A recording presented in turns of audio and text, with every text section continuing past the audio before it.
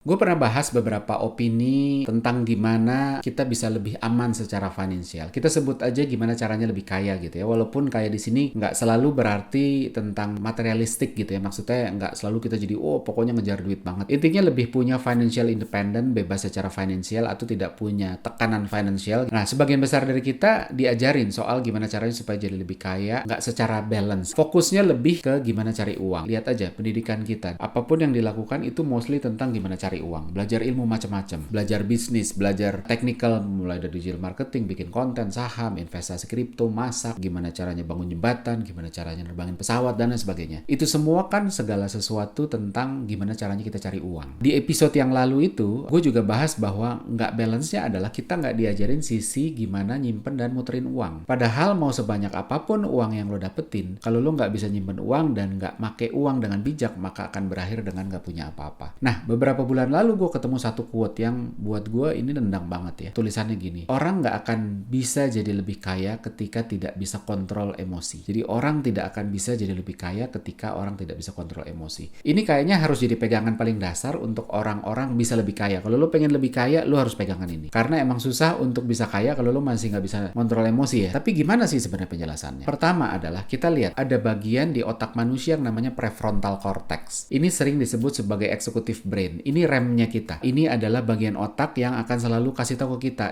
itu nggak boleh dilakuin, itu nggak oke tuh, nggak bagus tuh. Mode berpikir yang dipakai sama prefrontal cortex ini dominan logis, jadi lebih banyak logisnya. Maka dari itu ketika kita nyuruh orang untuk mikir, nunjuknya di bagian jidat. Mikir dong gitu ya, karena memang letaknya di sini, bukan di sini. Nggak ada kita ngomong mikir dong, mikir tuh pasti di sini, karena prefrontal cortex itu letaknya di jidat sini. Prefrontal cortex ini sayangnya baru tumbuh sempurna tuh di umur 18-21 tahun, jadi di bawah itu belum tumbuh sempurna. Maka dari itu kita lihat lah ya, anak-anak di bawah usia itu seringkali melakukan sesuatu yang konyol banget, yang buat kita kayak, aduh lo konyol banget kayak gitu masih dilakuin ya, akhirnya begini kan tuh kan. Padahal lo harusnya udah tahu, karena memang prefrontal cortex-nya belum bertumbuh secara dominan. Dan maka dari itu batas kedewasaan itu kan ditentukan umur segitu. Kita mulai punya KTP umur segitu. Banyak batasan di umur-umur itu ya, kayak contoh, kita boleh minum minuman keras, ngerokok itu di usia segitu. Boleh punya SIM di umur segitu. Karena di bawah usia itu prefrontal cortex-nya belum sempurna, jadi suka nggak bisa mikir logis, dan akhirnya keputusannya pun suka ngawur, nggak mikir panjang, emosinya yang lebih dominan ketimbang logisnya. Nah, masalah uang kalau dibawa ke area emosional maka bahaya, karena emosi itu tidak logis, sementara uang harusnya logis. Kita dapat uang untuk sesuatu yang logis. Contoh, kita kerja sesuai dengan apa yang kita kasihkan, dapat uangnya ya kalau kita kerjanya segini ya dapatnya segitu. Nggak bisa tuh, misalnya kita mempekerjakan karyawan yang dikasih gaji besar padahal nggak punya pengalaman, sekedar hanya karena emosi, karena wah soalnya orangnya menarik, cantik, kita naksir. Pada akhirnya orang akan semua ada kecemburuan, ada segala macam. Itu dia, karena uang itu adalah transaksional yang logis sekali. Karena logis makanya harus digunakannya juga logis. Kalau kita pakai emosi ya susah. Yang kedua adalah manusia itu punya dua mode berpikir, pilot sama autopilot. Pilot itu kita gunakan ketika kita nggak punya database-nya. Kita berpikir secara logis. Lebih minim bias, bukan nggak bisa bias ya, tapi minim aja. Pemikirannya pun lebih bisa dipertanggungjawabkan, dan pilot ini jalannya di conscious mind, otak sadar. Maka ketika kita lagi pakai mode pilot ini, kita sadar penuh gitu. Kita tahu dan sadar sepenuhnya tentang apa yang kita putusin. Yang kedua adalah autopilot. Autopilot ini kita gunakan ketika kita nggak punya database-nya. Oh, kalau situasinya gini, gitu aja deh cara ngatasinnya gitu ya.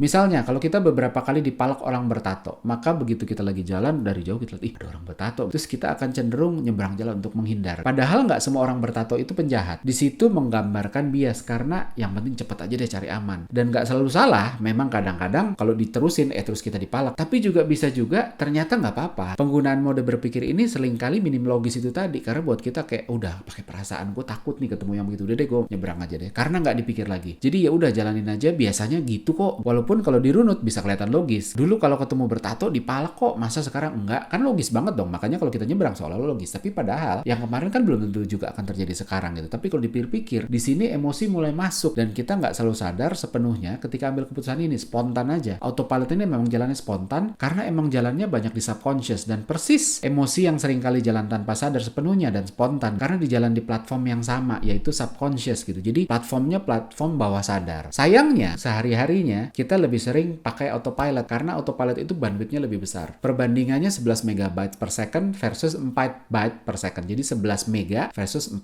byte. Jadi jauh banget. Jadi emang kecenderungannya kita pakai yang lebih cepat dong gitu, biar bisa lebih cepat ambil keputusan dan lain sebagainya, dan termasuk multitask karena yang mau diurusin banyak. Di samping itu, program otak itu kan kan selalu kita seek pleasure, avoid pain, conserve energy. Nah, conserve energy ini yang penting dan sejalan dengan konsep ini. Dengan bandwidth yang lebih kecil, butuh energi lebih besar untuk proses informasi yang sama kalau kita pakai pilot mode. Apalagi pilot mode ini boros energi. Makanya kita capek kalau seharian mecahin masalah yang kita nggak ada database-nya, masalah baru. Karena kita kan pakai pilot gitu, nggak bisa di-automate, harus dipikirin satu-satu. Akhirnya boros energi dan bertentangan sama prinsip hemat energi atau conserve energy ini. Makanya kita lebih suka pakai autopilot. Berbicara soal uang, sekarang hubungannya sama uang apa? Ini kan nggak pernah gampang didapat kalau ngomongin uang ya, sehingga penggunaannya seharusnya juga nggak boleh di autopilot. Dapatnya susah, makanya lo autopilot. Waduh, bahaya banget. Kita butuh mikir satu persatu case-nya. Perlu nggak kita spend uang ini untuk hal tersebut misalnya? Kalau nggak perlu, mending nggak usah, karena carinya susah. Maka dari itu, emotional control perlu untuk bisa ngatur uang, karena emotional itu jalannya di autopilot, dan itu nggak detail. Jadi yang bikin duit kita habis adalah ketika kita autopilot atau garis miring itu pakai emosi. Kalau kita pakai emosi, udah deh, bablas deh uang. Begitu ngeliat teman, wah party, wah ya udah yuk ikut ya, emosi. FOMO itu kan emosi, namanya aja fear of missing out. Fear itu kan takut. Takut itu bukan logis. Takut itu adalah perasaan, emosi. Maka dari itu, FOMO itu emosi. Selama kita masih FOMO, dijamin lu nggak akan pernah bisa lebih kaya, karena uang lu akan habis ikutan sana sini. Selanjutnya lagi adalah buying decision. Yang paling berat itu juga adalah sisi emosional. Emosi itu pada dasarnya makan load yang lebih besar dari diri kita sendiri. Ketika kita emosi, kita nggak bisa mikir jernih. Lagi di jalan, diserobot dikit di jalan, langsung nyetir ugal-ugalan untuk dikebut dan untuk kasih pelajaran. Padahal lu diserobot juga nggak ngerugin apa-apa. Emang duit lu hilang ketika lu diserobot? Kan nggak juga. Ujung-ujungnya juga ketemu di lampu merah. Karena kena emosinya, nih orang kurang ajar banget nih, gua kasih pelajaran ya kan, kurang lebih gitu ya. Sama juga ketika kita kerja, atasan marah-marah untuk sesuatu yang sebenarnya bukan salah kita. Jadi kita benar sebenarnya. Langsung bentak-bentak, nggak kalah galaknya. Padahal kita lupa cicilan masih banyak, anak baru masuk sekolah, butuh bayar uang masuk, istri nggak kerja. Padahal dimarahin sehancur-hancurnya pun juga lu nggak dipecat, lu juga nggak dipotong gajinya. Jadi yaudah telan aja deh gitu. Tapi susahnya adalah ketika emosinya udah kena, akhirnya kita marah balik gitu, nggak kalah galaknya sama atasan. Dan ya nggak semua atasan begitu dimarahin balik tuh habis itu lu nggak dihukum ya. Syukur-syukur lu cuma dihukum. Kalau lu dipecat, akhirnya risikonya jadi lebih gede. Nggak logis kan? Dan bahkan ketika kita marah, napas kita ngos-ngosan, aliran darah lebih cepat, jantung berdegup lebih kencang gitu. Dan ini bukan cuma marah, segala sesuatu yang emosi. Kita nervous, kita lagi naksir orang, ngadepin orang yang kita suka gitu, tiba-tiba ngomongnya lebih cepat. Terus kita mau presentasi ke orang-orang penting, aduh sama. Karena itu tadi, bebannya besar sekali si emosi ini, sehingga ruang untuk logis bisa masuk itu lebih kecil lagi, karena udah kesedot semuanya ke sana, energi dan lain sebagainya. Kebayang kalau ini kita lakukan untuk keputusan-keputusan keuangan. Sama kayak lagi jatuh cinta, terus jalan sama dia, apa aja dijadiin. Traktir resto di resto yang fancy, yang mewah, kasih hadiah yang jauh lebih tinggi, lebih mahal dari kemampuan kita. Karena emosi, jatuh cinta itu kan emosi. Dan kita pingin tunjukin ke orang tersebut, gue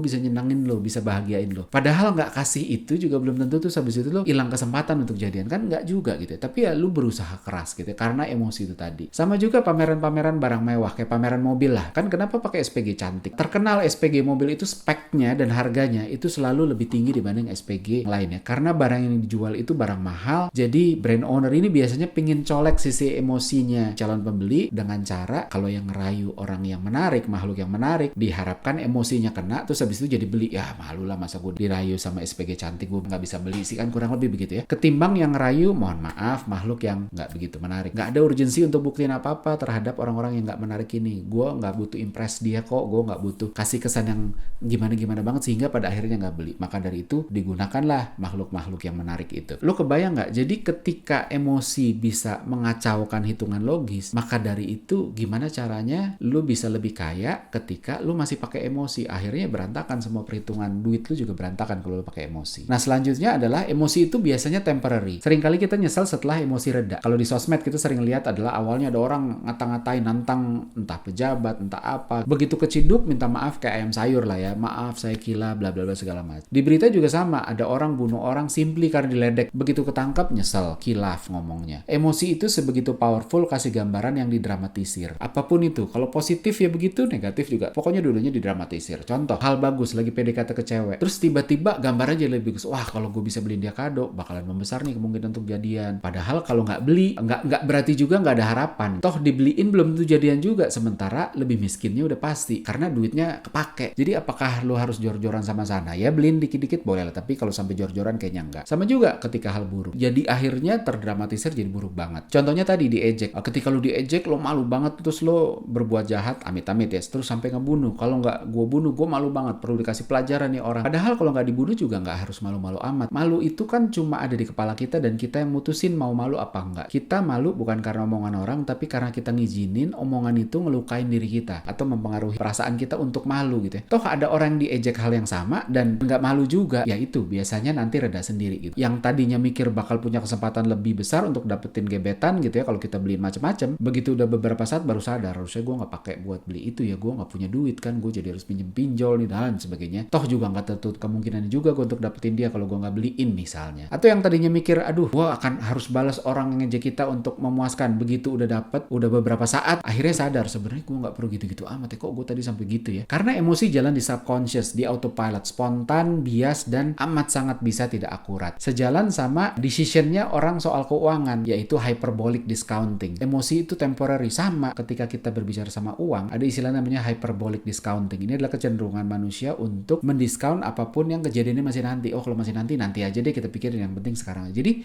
sama, kita cuma lihat yang deket aja, yang spontan seperti tadi, yang temporary. Misalnya ketika kita lagi mikir, aduh gue punya duit tabungan tadinya mau gue pakai misalnya buat nikah, terus tiba-tiba si Apple ngeluarin iPhone baru nih. Kalau kita lihat jangka panjangnya sebenarnya, aduh tabungan gue habis, nanti gue harus nabung lagi buat nikah. Sementara yang di depan mata, wah tapi keren, gue akan punya gadget baru gitu ya. Sehingga ketakutan akan tabungan lo habis nantinya itu akan terjadi dulu sih, karena baru terjadinya nanti gitu kan, nikahnya kan masih nanti. Jadi nggak kelihatan nyata, kita mikirnya ya nanti bisa cari lagi lah, padahal ngumpulinnya nggak sebegitu mudahnya gitu ya. Sementara di sisi lain, keren punya gadget baru itu seakan-akan jadi begitu nyata karena ada di depan mata. Padahal kalau lo turutin beli, setelah beberapa waktu juga nyesel. Ternyata serunya cuma beberapa minggu di awal gitu kan, lama-lama biasa juga. Jadi emang kebetulan aja sejalan banget antara emosi yang biasanya cuma temporary dan kebiasaan orang untuk hyperbolic discounting tadi, mendiskon sesuatu yang masih nanti. Mikir apa yang ada di depan mata, sementara ilmu uang itu nggak bisa spontan, nggak bisa jangka pendek. Termasuk teori compounding interest. Ini kan kalau ngomongin uang, ada teori compounding interest, bunga berbunga. Itu bukan ilmu jangka pendek, itu sesuatu yang akan menciptakan snowball effect dalam jangka panjang, jadi bukan dalam jangka pendek. Jadi apa yang kita bisa lakuin? Yang pertama adalah setiap pengen sesuatu, jangan buru-buru. Apalagi karena emosi itu spontan dan jangka pendek. Jadi selalu kasih waktu untuk emosinya reda. Kalau setelah emosinya reda masih pingin, kemungkinan itu memang bukan emosi. Walaupun tetap harus hati-hati ya, karena ada emosi yang bertahan lama. Misalnya ketika lo naksir seseorang, lo pengen beliin sesuatu, emosinya akan tetap bertahan selama lo masih naksir gitu, selama lo masih ada perasaan. Hal yang sama terjadi pada barang tertentu, yang dorongan untuk belinya dipengaruhi emosi. Contohnya lifestyle, fashion, gadget, otomotif. Hati-hati sama barang begitu. Selalu tanya apakah ada opsi lebih efisien dan nggak bahayain keuangan dari brand-brand itu. Fungsinya sama tapi lebih murah, ada nggak sih? Dan selalu bisa bedain ini emosional atau rasional sih. Apa dampaknya untuk keuangan? Berapa uang yang keluar untuk ini dan berapa waktu yang dibutuhin untuk bisa balikin? Kalau nggak masuk logis, jangan dipaksain. So kesimpulannya benar bahwa lu akan sulit menjadi lebih kaya ketika lu nggak bisa kontrol emosi karena berbagai macam hal tersebut.